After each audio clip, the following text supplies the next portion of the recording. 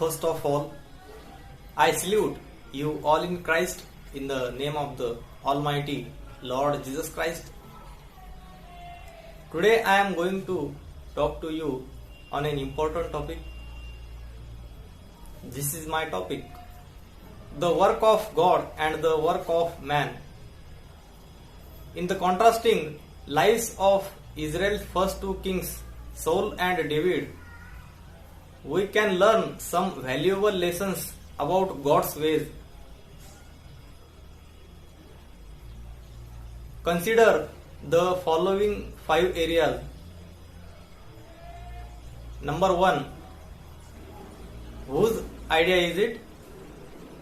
Saul was chosen because the people demanded a king.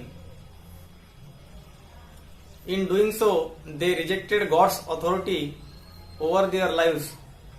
1 Samuel chapter 8 verse 7. Wanting to make their own decisions like the rest of the world did.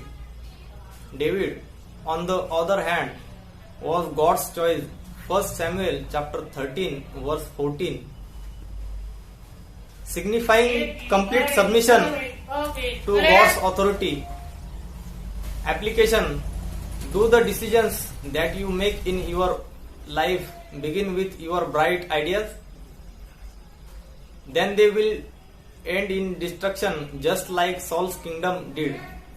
Instead, let God be the one who decides what you need and when. Number 2. How do you make choices? Saul was the tallest and most handsome man in the country, 1 Samuel chapter 9 verse 2, and was chosen by Lot, 1 Samuel chapter 10 verse 20 to 21. Picking him based on this criteria was the natural way of making choices. As a result, when he felt threatened by David later on, he had to protect his throne by natural means. David, on the other hand, though despised by his own family, was chosen by the prophetic utterance of God. Based not on the outward appearance but on the heart. 1 Samuel chapter 16 verse 1 to 12. Since the heart is God's creation, not man's, and since God's word never fails, David could always rely on God to defend his throne. Application: is your life self-made and something you can be proud of? Then you will always have to fight your own battles to protect your turf. And unless you repent, you will eventually be exposed and God will remove the anointing from you, as he did with Saul. If your life is God-made, however, you can be sure that God will see you and defend you, even if no one else does. The God-made life is one of constant dependence on God, and that comes from hearing the prophetic word of Christ. Romans chapter 10 verse 17. Number 3. Whose approval do you seek? Saul was led into disobedience as a result of wanting to please the people. 1 Samuel chapter 15 verse 15. And when Samuel exposed his sin, Saul was more worried about his reputation before these people than about the seriousness of his sin.